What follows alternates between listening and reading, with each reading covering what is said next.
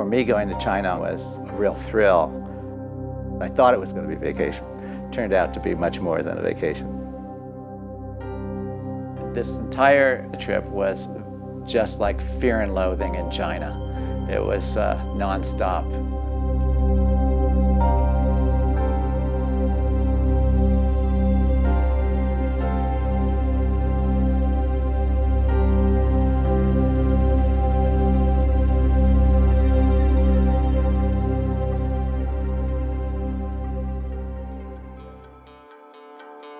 I'd seen some photographs of this mountain, Siguniang. It's an incredibly beautiful peak. So I put together an expedition, and I figured we needed probably 4 people. Jim Giannini is one of my all-time heroes. He's the kind of guy you want to be with when things go bad. Jack Tackle was a young alpinist trying to decide what he wanted to do with his future. Kind of the new kid coming up. I'd never been over 14,000 feet, so I was very much the rookie. Jim Kanzler was a bit crazy, and I liked Kanzler a lot. Good technical climber. He was a complicated guy. Certainly an entertaining character. Kim had been to some 20 Himalayan expeditions. Just traveling nonstop from one mountain range to the next. He was this imposing force, so I was pretty intimidated by Kim. And I invited Greg, and he came along for the fun. I was the only non-professional climber with a full-time job. We don't come out of this looking like the type of climbers America should have sent over for the inaugural climbs in China. It was that era where there had been a lot of experimentation. So we started out on our trip with quite a good medical kit. We kind of just cut loose pretty heavily. We were young enough to still feel bulletproof. We got a little bit out of control. We all got to Tokyo, and we thought we had a 27-hour layover. We had forgotten this thing called the Dateline. So we went and got a hotel, had some fun. The next day we went back to the airport and they said, well, your plane left yesterday. And that's kind of how the trip started. And it continued that way for 5 weeks. We fly to Shanghai, and the plane is surrounded by Chinese military guys with machine guns. It was pretty exciting. China had been closed to Westerners for quite a few years. The secret police were always watching us, everywhere we went. People would come up to us on the streets. They were just curious. And then the Chinese, they loved to toast. They forced us to toast with Maotai, 100-proof liquor that's sort of like gasoline with oil put in it. But it's ceremonial and we drank tons of it. Chinese say, no, we like the Russians because they drink with us. Prove that you can drink with us too. Well, goddamn it, we'll beat the Russians. Our travel in, things broke a lot. Cars broke, roads broke, people broke, drivers broke. I think it took us 2 days to get up there, and it's not very far. Fortunately, our leader cleverly bought 100 bottles of large Tsingtao beer, which we were able to drink. It's a beautiful mountain. It's granite, steep, a graceful, beautiful, technical peak. No one had ever climbed it. No one really ever attempted it. And there it is, and saying, come get me. We picked out the line in the middle of the face. There was technical climbing the whole way.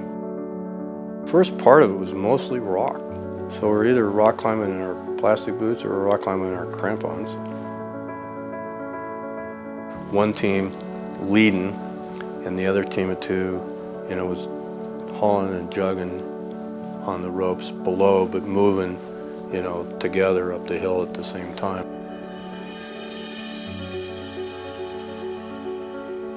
We got up to an area pretty high up. We could see what lay above. So I thought we were sort of in position to get it done.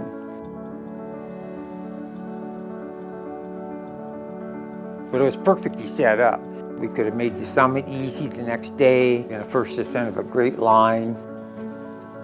Conditions were not ideal. It was hard work because we had so much shit. Our packs were pretty heavy. I remember just being worked. It's kind of cold, it's gray. There had been a little rockfall coming down near us at night, but I thought climbable conditions. Jim and I wanted to go up. Jim Kanzler and Kim didn't think the same way. And things sort of, came to a head. So we had a kind of a lively discussion up there on the ledge. That became more than just verbal discussion. I pulled Jim Kanzler out of the tent, and I'm having her, "What do you mean you're not going on?" And I'll never forget what he said. He said, "Oh, throw me off now, throw me off. I'd rather die fast than die slow." When there's some disagreements about stuff, it tends to deflate your level of enthusiasm. So we all went down, because I respected them. I respected their opinions.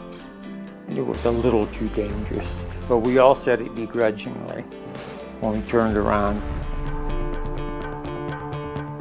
I think they may have been up on the mountain for maybe 9 days or so.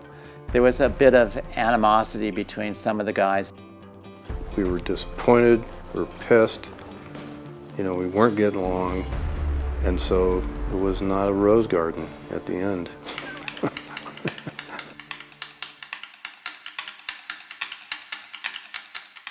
We traveled back to Beijing.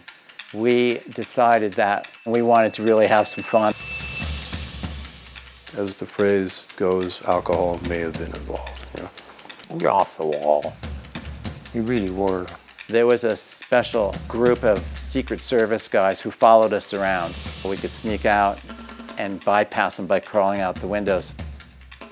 We were hosted by the Hall of the People for a dinner, and that's when things went sideways.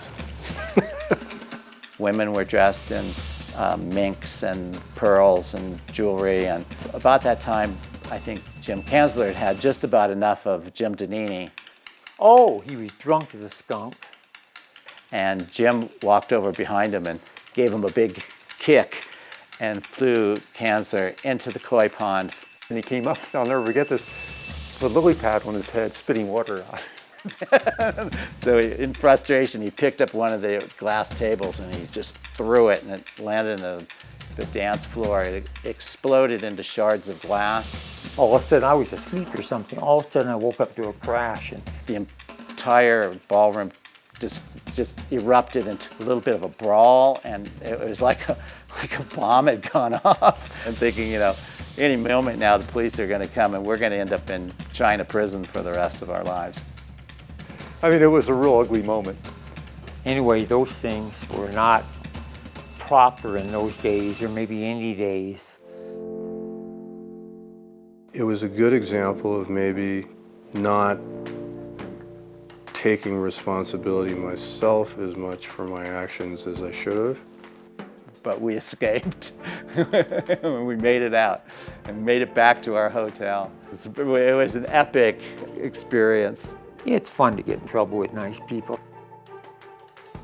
The next morning, they told us to pack up, do not come back to China. The expeditions I went on after that, I was much more careful.